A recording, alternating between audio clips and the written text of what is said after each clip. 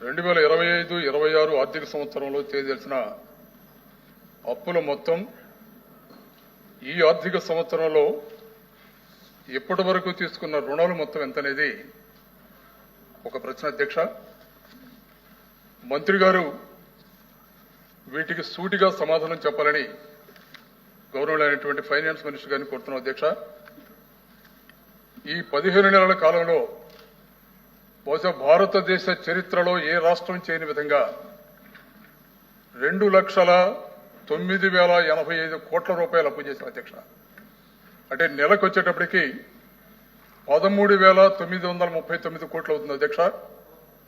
రోజుకి 449 కోట్ల రూపాయలు అవుతుంది అధ్యక్ష.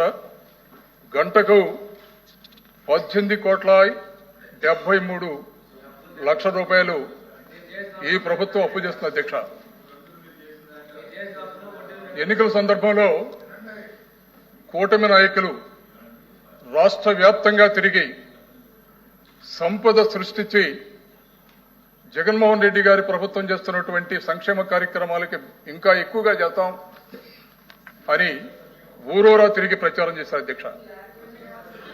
కానీ ఇవాళ సూపర్ 6 పేరుతోటి ఆ హామీలు అసంపూర్తిగా చేస్తూ పండుగ కార్యక్రమం నిర్వహించుకునే కార్యక్రమం కూడా భారీగా చేస్తారు అధ్యక్ష.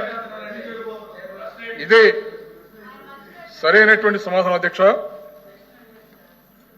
మేము అడిగేది ఈ 15 నెలల కాలంలో 2,10,000 కోట్ల రూపాయలు ఈ ప్రభుత్వం అప్పు చేసింది.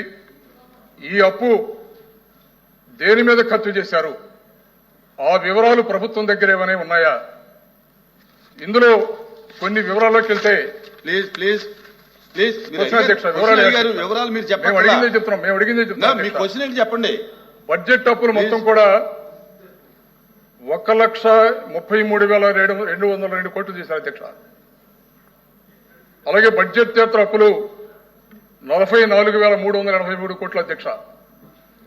అలాగే కేవలం రాజధాని అప్పులు ప్రపంచ బ్యాంకు ద్వారా 15,000 కోట్లు, హట్కో ద్వారా 11,000 కోట్లు, జర్మనీ సంస్థ ద్వారా 5,000 కోట్లు, మొత్తం కలిపి 31,000 కోట్లు అప్పు చేశారు అధ్యక్ష.